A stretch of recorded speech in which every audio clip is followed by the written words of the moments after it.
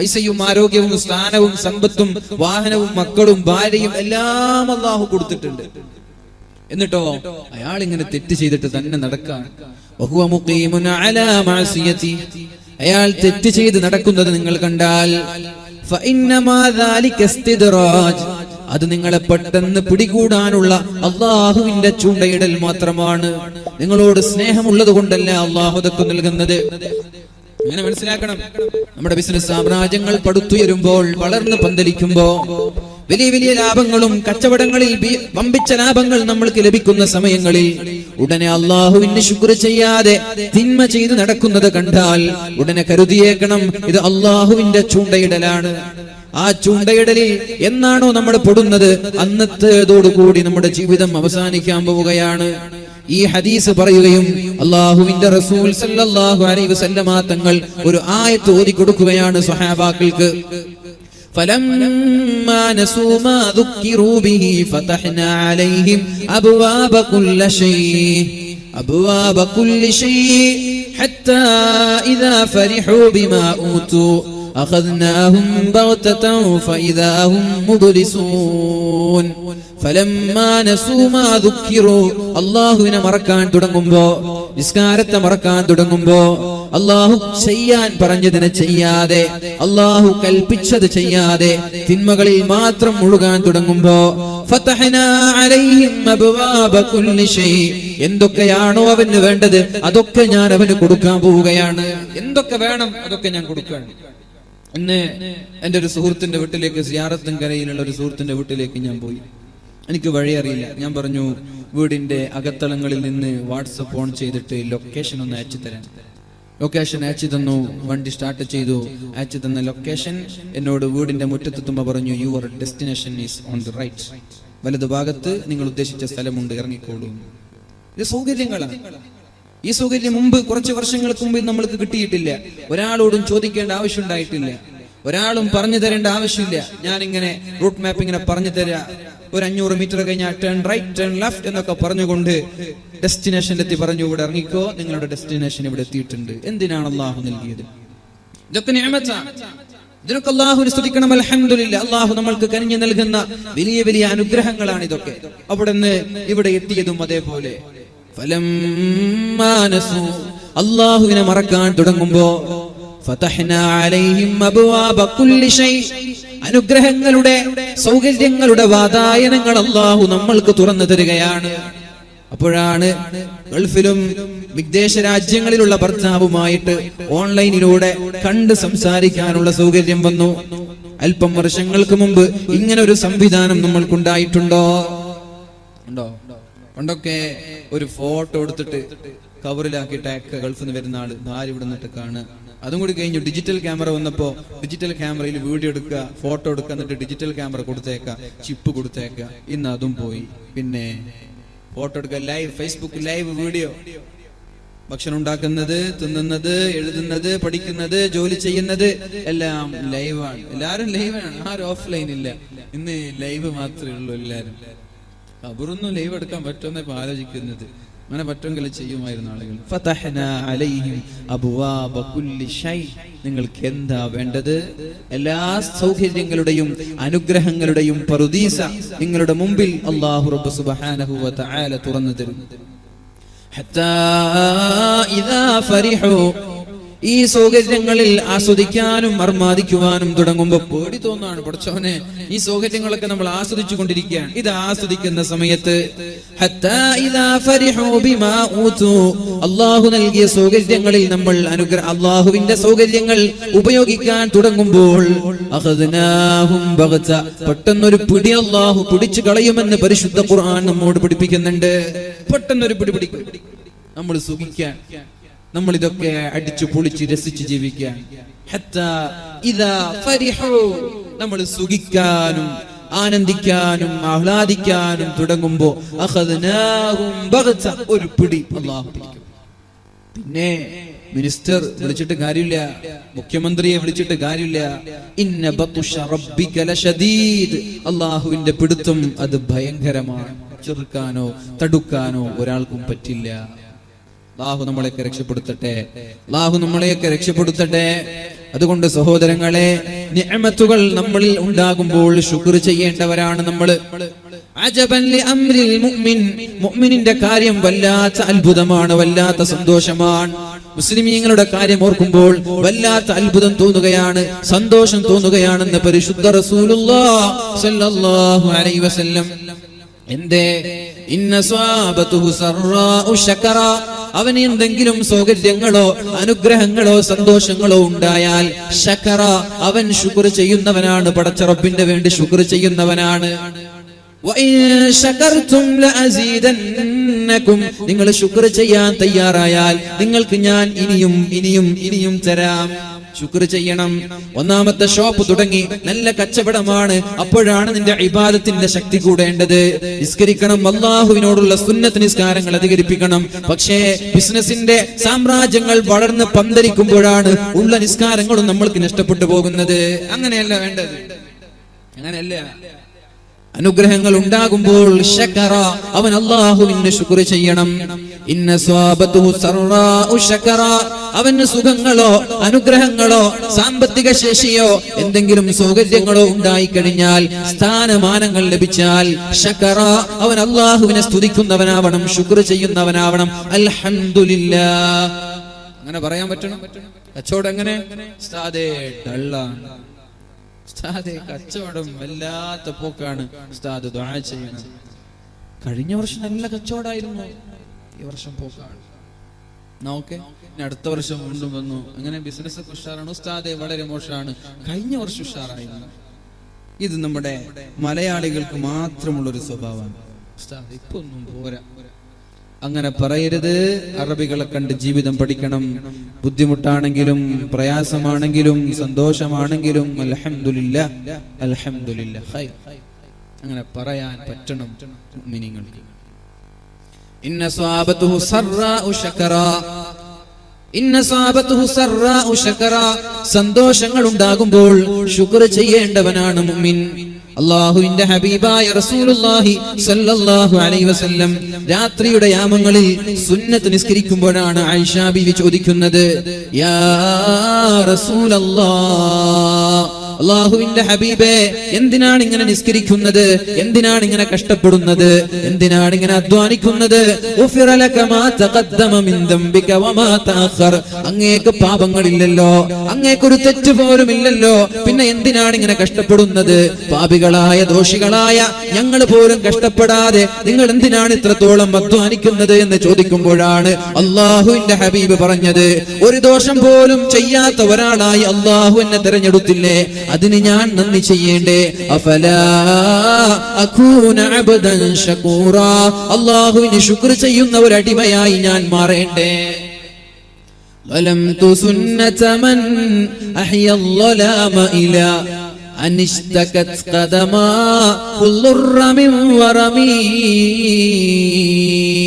അല്ലാഹുവിന്റെ ഹബീബ് കാലിൽ നീര് വന്നു നിസ്കരിക്കാൻ കഴിയാതെ പ്രയാസപ്പെടുന്ന സമയത്ത് പോലും രാത്രിയുടെ അർദ്ധരാത്രിയിൽ രാത്രിയുടെ യാമങ്ങളിൽ അല്ലാഹുവിന് വേണ്ടി നിസ്കരിക്കാൻ ചെലവഴിച്ചത് അല്ലാഹുവിന് ശുക്ർ ചെയ്യാനാണ്, അല്ലാഹു നൽകിയ അനുഗ്രഹങ്ങൾക്ക് നന്ദി ചെയ്യാനാ.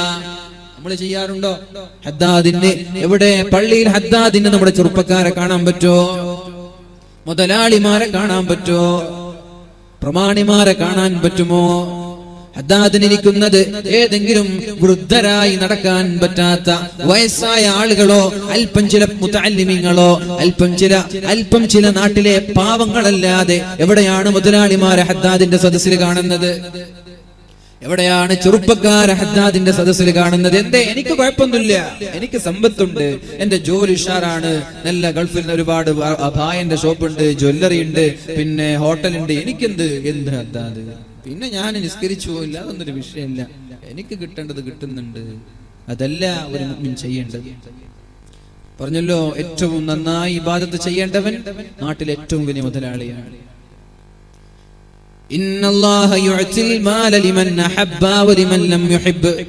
അല്ലാഹു സമ്പത്ത് ഇഷ്ടപ്പെടുന്നവനും അവൻ ഇഷ്ടപ്പെടാത്ത ആളുകൾക്കും അല്ലാഹു സമ്പത്ത് നൽകും.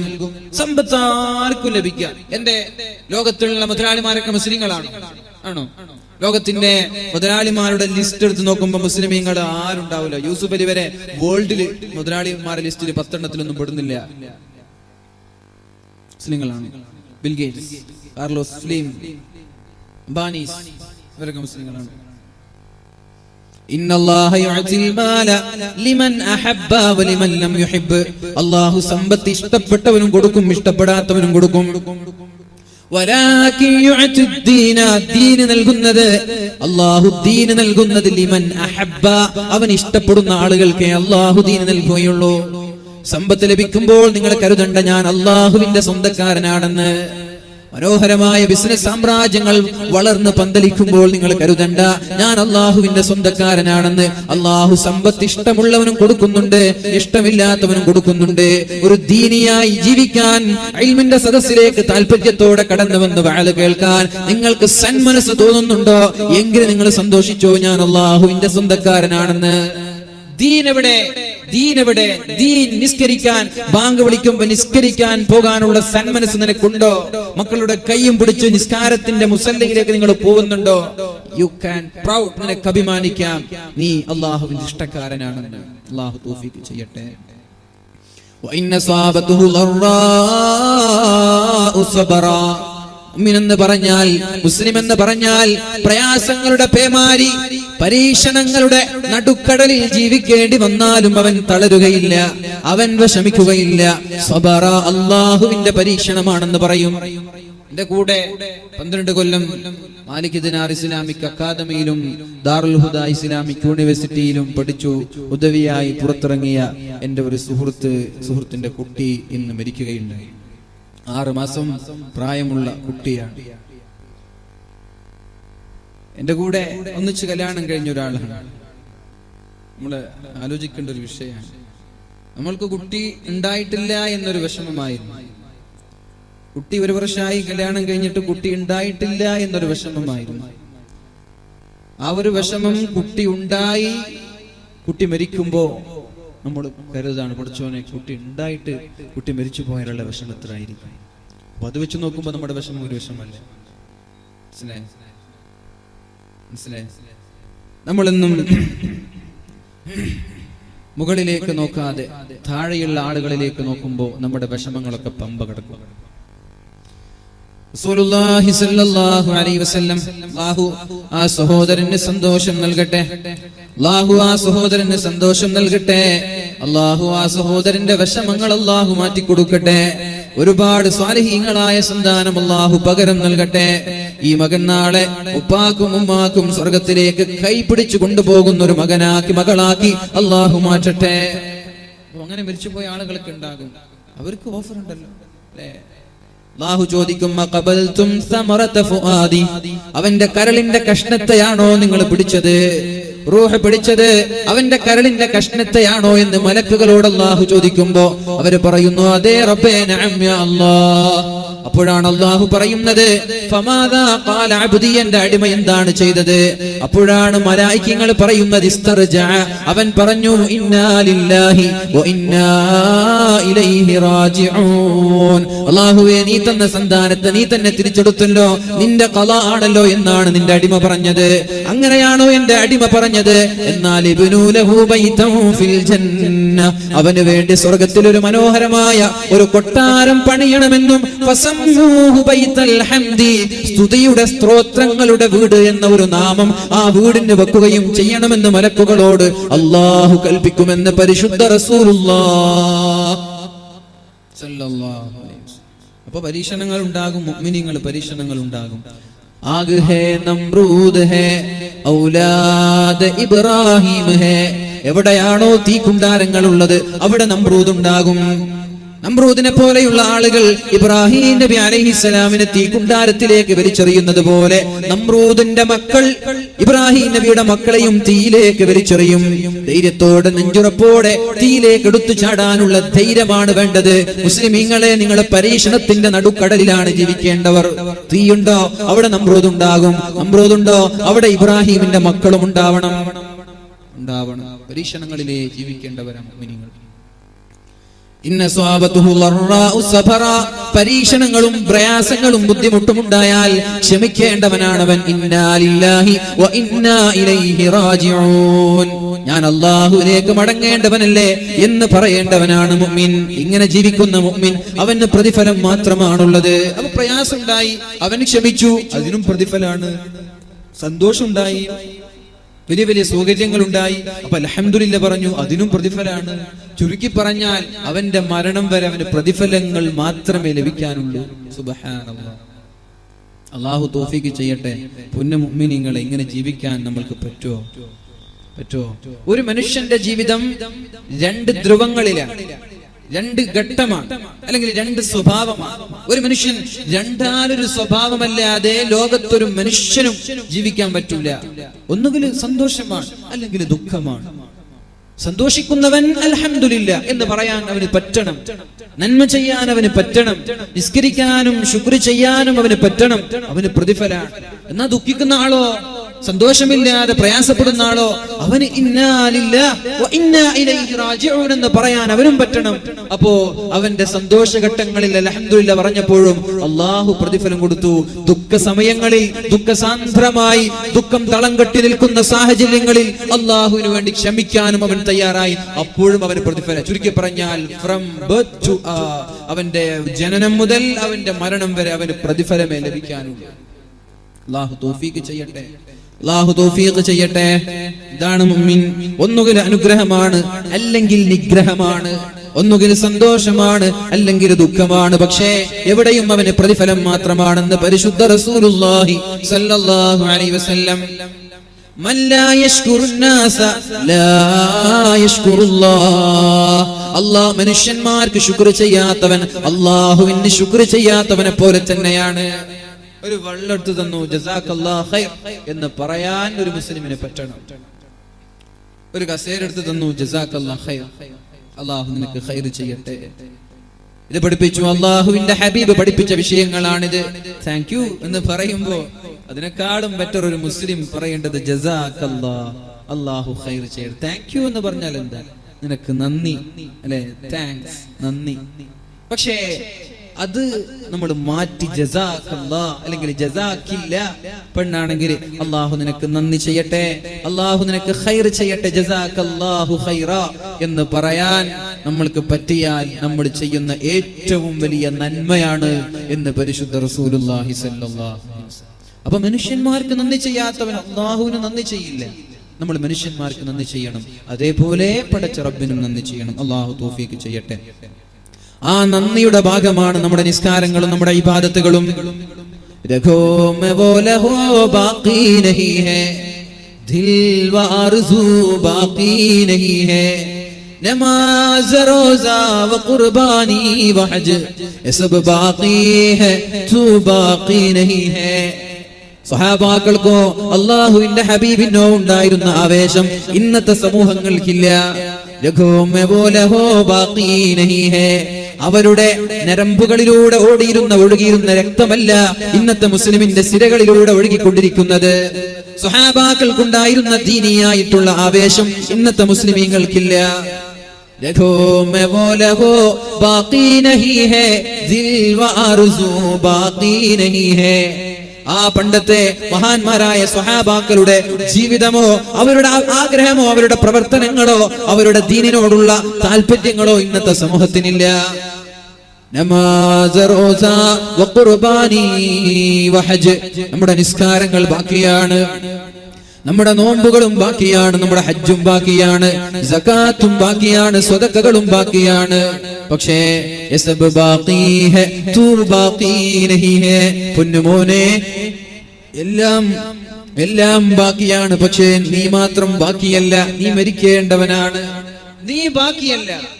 നിന്റെ എത്രയോ നിസ്കാരങ്ങൾ നിനക്ക് നഷ്ടപ്പെടുന്നുണ്ട്, എത്രയോ നോമ്പുകൾ പെൺകുട്ടികൾ ഖളാ വീട്ടാനുണ്ട്.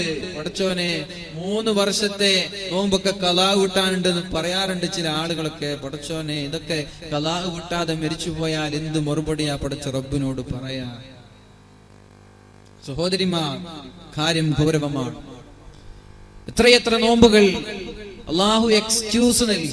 ആ എക്സ്ക്യൂസ്, ഇളവ്, നമ്മൾ ഉപയോഗിച്ച് അടുത്ത റമളാനിന് മുമ്പ് ഒരു 7 നോമ്പ് 330 ദിവസത്തിൽ ഒരു 7 നോമ്പ് പൊന്നുമോളെ നീ ഒന്ന് നോക്കി തീർക്ക് എന്ന് പറഞ്ഞിട്ട് നോക്കാം, പെണ്ണിന് പറ്റുന്നില്ല. എന്നാ പിന്നെ അതേ പെണ്ണ് ഡൈറ്റിങ്ങിലാണ്, അതേ പെണ്ണ് നാസ്ത കഴിക്കാറില്ല, അതേ പെണ്ണ് ഭക്ഷണം കഴിക്കാറില്ല.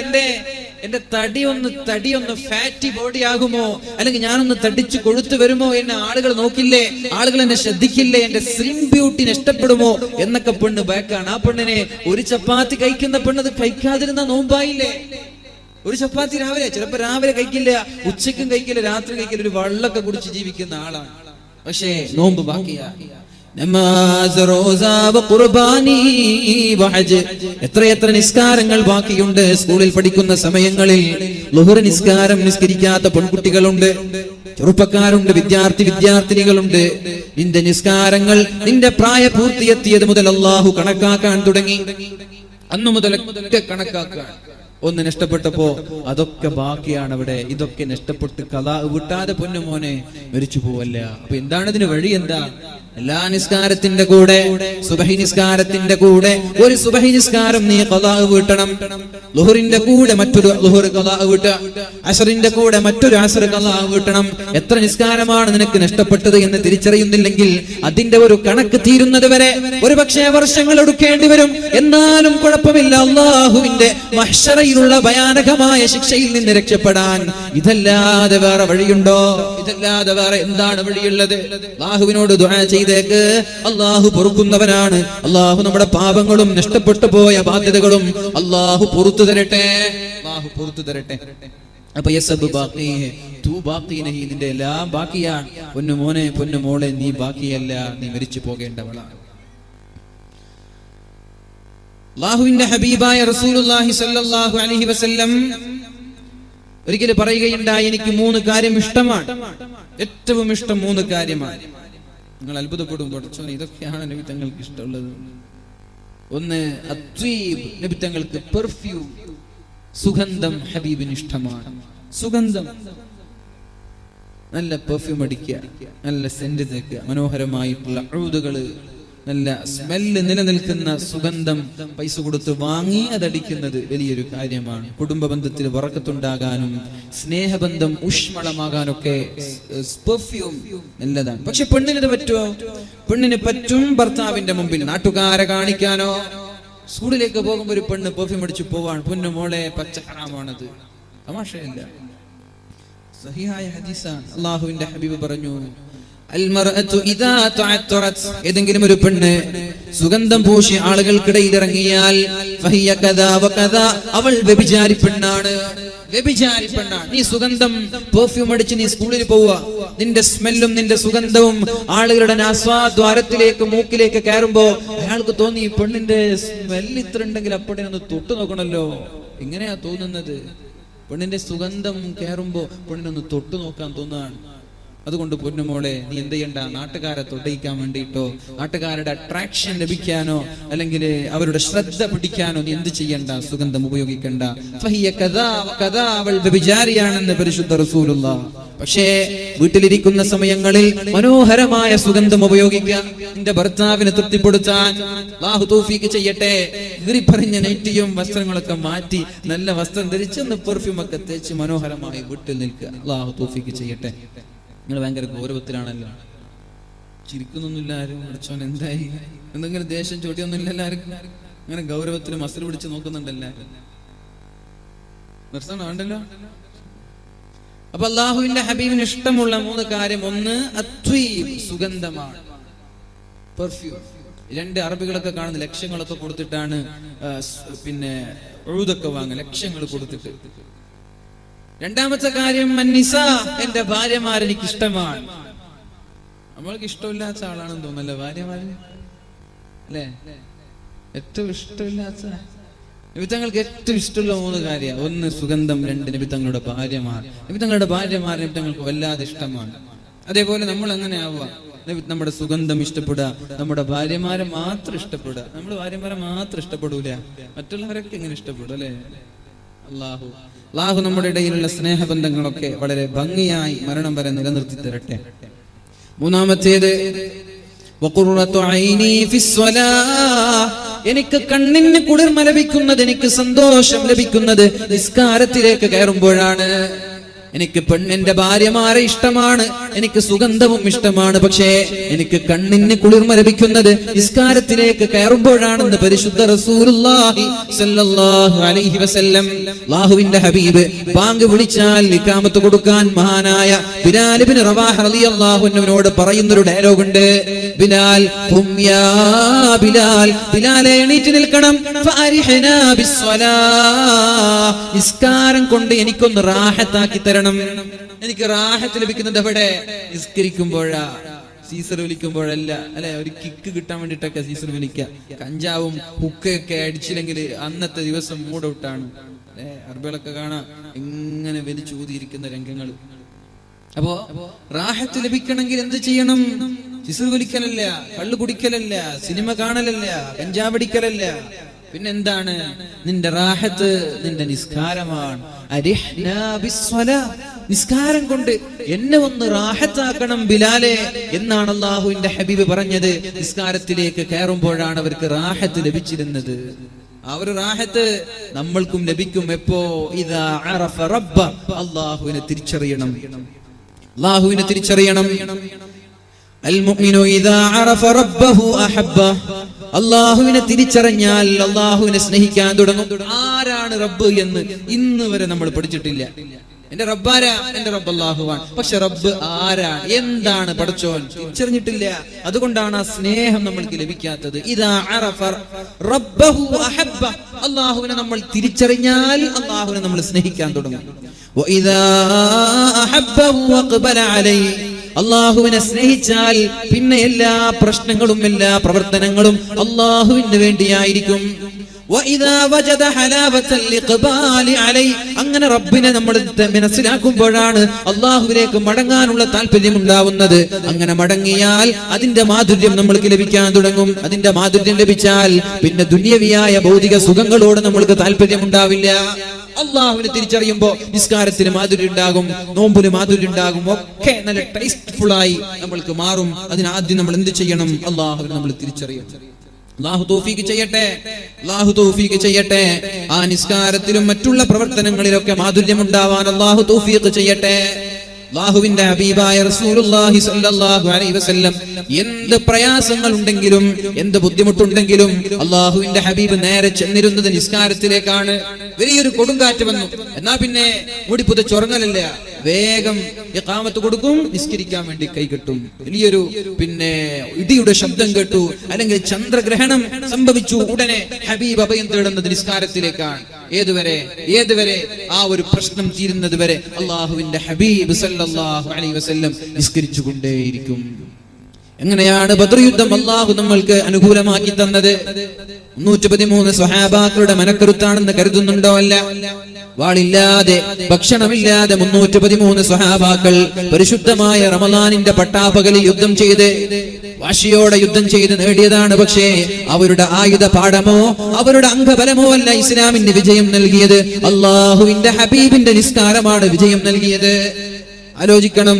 എല്ലാവരും ബദറിന്റെ രണാങ്കണത്തിൽ ഇറങ്ങി യുദ്ധത്തിൽ മുഴുകിയിരിക്കുമ്പോ അല്ലാഹുവിന്റെ ഹബീബ് സല്ലല്ലാഹു അലൈഹി വസല്ലം എന്ത് ചെയ്തു? തന്റെ ടെന്റിൽ ഇരുന്നു കൊണ്ട് സുജൂദിൽ കിടന്നിട്ട് ദുആ ചെയ്യാൻ തുടങ്ങി.